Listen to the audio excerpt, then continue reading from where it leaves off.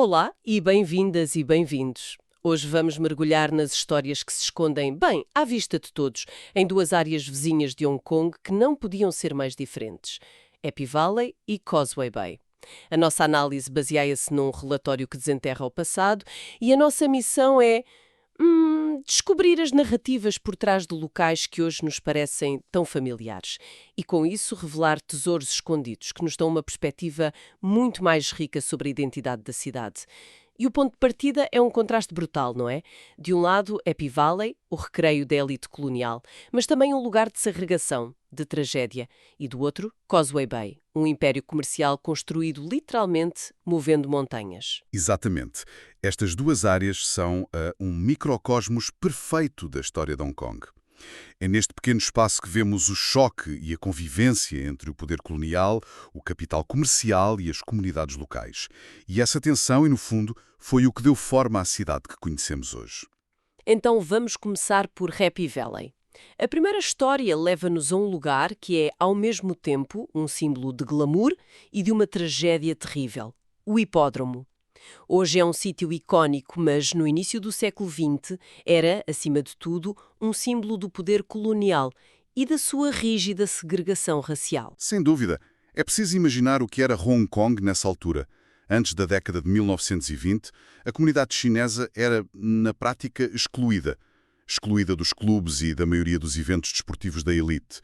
O hipódromo não era só um sítio para ver corridas de cavalos, quer dizer, era um espelho da injustiça social da época, uma representação física da barreira que separava os britânicos da população local. Portanto, temos este palco de segregação e imagino que a segurança e o bem-estar da população chinesa não fossem propriamente a prioridade. Foi aí que as coisas correram terrivelmente mal, não foi? Exatamente, e de uma forma catastrófica. A 26 de fevereiro de 1918, durante as corridas, uma bancada temporária, construída à pressa e com materiais de fraca qualidade para os espectadores chineses, cedeu. A estrutura desabou sobre as cozinhas improvisadas que estavam por baixo e provocou um incêndio instantâneo e devastador. Que horror! E os números são avassaladores. Mais de 600 pessoas morreram. Sim, e quase todas as vítimas eram chinesas. Mas o mais importante é o que veio a seguir. Isto não foi visto apenas como um acidente trágico. Tornou-se um catalisador para a mudança. Isso é muito forte.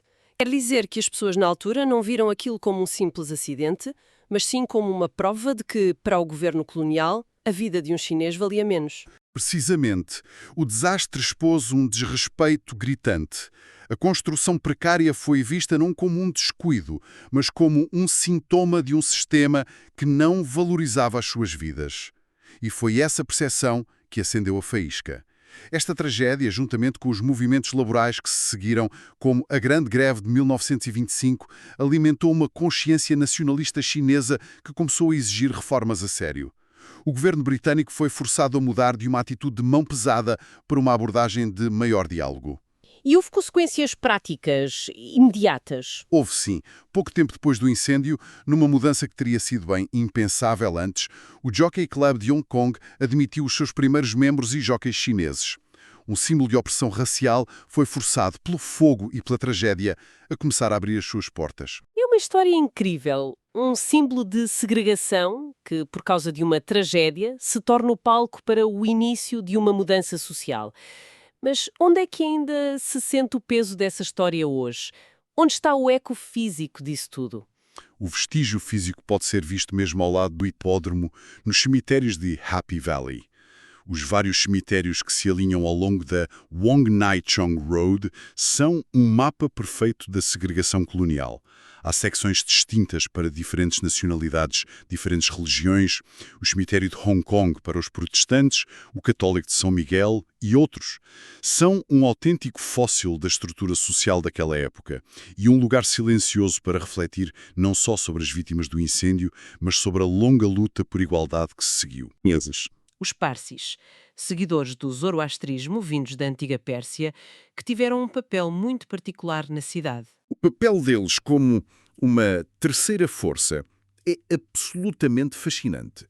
O cemitério Parsi, fundado em 1852, é um testemunho silencioso do multiculturalismo inicial de Hong Kong. Eram elites comerciais que se adaptaram de forma notável. Por exemplo, a sua tradição religiosa é o chamado enterro celestial, em que os corpos são deixados, bem, para serem consumidos pela natureza. Obviamente, isso não era prático em Hong Kong, então eles adaptaram a sua fé, optando por inumações em sarcófagos elevados para manter a pureza religiosa sem conflitos com as normas locais. Figuras importantíssimas como o Sir Ormuzhen Modi, que foi fundamental na fundação da Universidade de Hong Kong, estão sepultadas ali. Espera um pouco. Na mesma encosta, quer dizer que se pode sair de um cemitério de uma religião persa milenar e dar de caras com um templo dedicado a uma divindade do mar chinesa? Essa mistura parece improvável. Mas é exatamente o que acontece. A poucos metros de distância do cemitério está o Templo de Tangkung, de 1901, um centro de fé marítima da comunidade Hakka. E essa proximidade inesperada cria um percurso cultural único.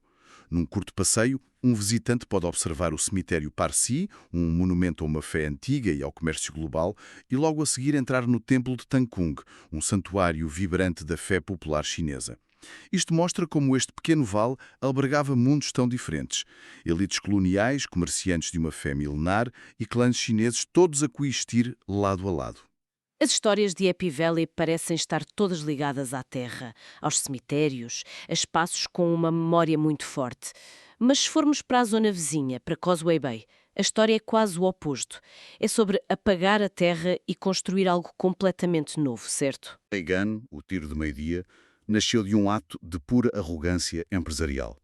A história por trás disto é ótima. Pelo que percebi, envolve a Jardine Matheson, um dos maiores impérios comerciais da altura. Sim, a história conta que na década de 1850 os funcionários da Jardine Matheson decidiram saudar o regresso do seu diretor com uma salva de 21 tiros.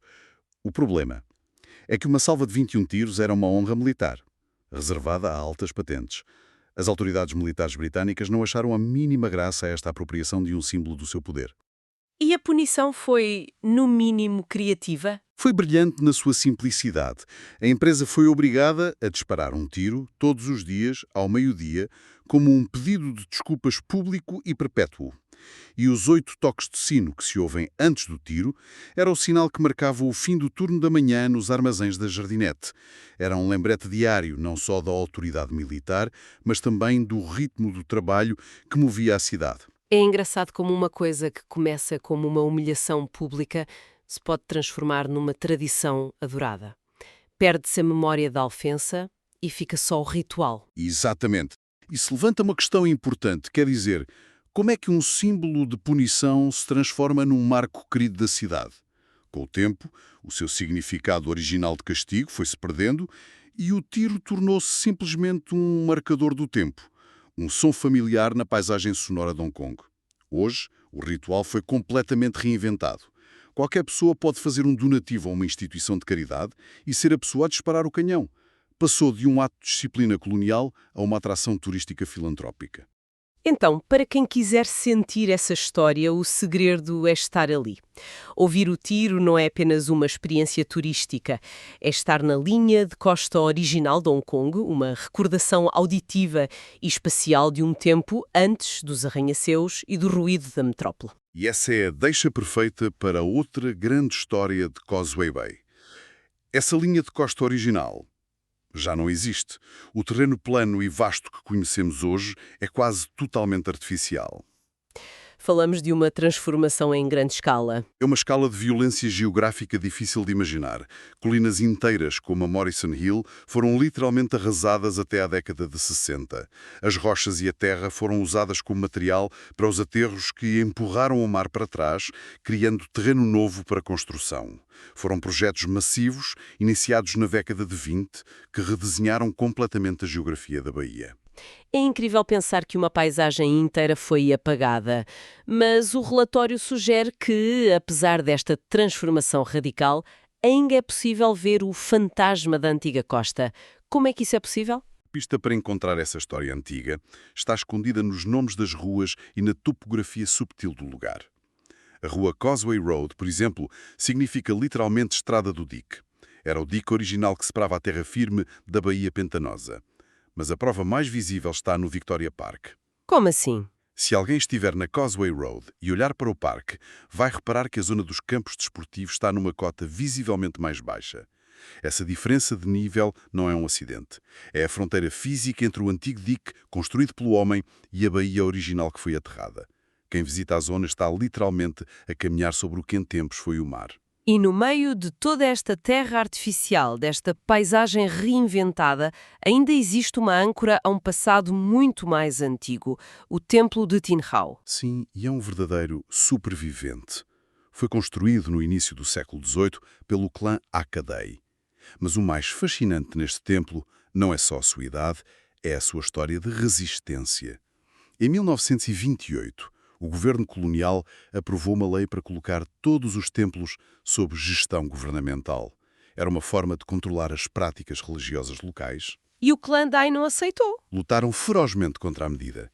Argumentaram, negociaram e, incrivelmente, conseguiram uma isenção. Até hoje, o templo de Tin Hau continua a ser propriedade privada da família Dai.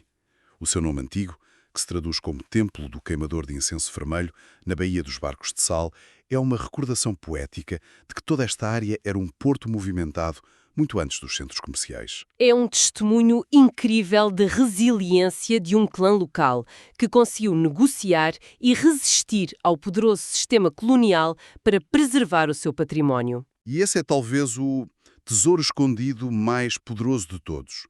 O próprio templo, espremido entre torres residenciais modernas e o ruído da cidade. Ele representa a coexistência, por vezes tensa, mas sempre presente, entre a tradição e a hipermodernidade.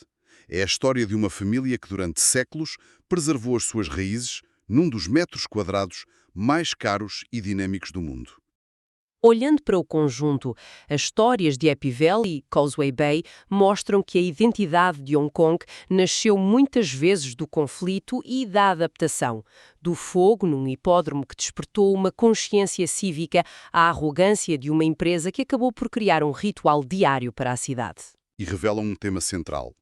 A geografia da cidade é uma história de memória e, ao mesmo tempo, de esquecimento deliberado. A engenharia moderna apagou a paisagem natural, nivelou colinas, aterrou baías. E, no entanto, para quem sabe onde procurar, persistem pistas subtis. Uma diferença de nível num parque, o nome de uma rua, um templo antigo que se recusa a desaparecer. E, por fim, a resiliência de comunidades como os Parsis, que se adaptaram, e o clã Dai, que resistiu, mostra-nos o espírito profundamente multicultural e tenaz que define esta cidade. A análise de hoje mostrou como as paisagens físicas são sistematicamente alteradas, apagando a memória natural e histórica. Isto deixa-nos uma questão para reflexão. Em qualquer cidade que conhecemos bem, que linhas de costa invisíveis ou colinas niveladas poderão estar escondidas à vista de todos, disfarçadas no nome de uma rua, na elevação estranha de um parque ou num edifício antigo que parece deslocado? Que histórias estão enterradas mesmo debaixo dos nossos pés?